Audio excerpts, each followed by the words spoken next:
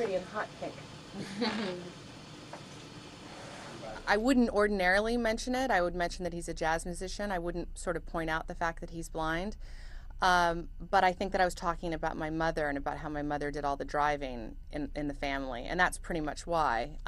We were a little bit unconventional in that way. I mean, in a lot of ways, we're sort of very normal, suburban family until I started show business.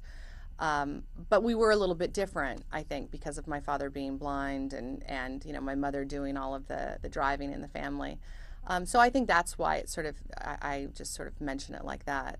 The three things that I was most interested in as a child were in this order: singing, acting, and writing.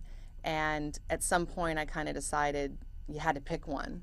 It didn't occur to me that I could do anything I wanted to do. So that's one of the advantages of getting older, is you sort of figure these things out. I feel like 40 is a little bit like the halfway point. I'm sort of halfway through my life.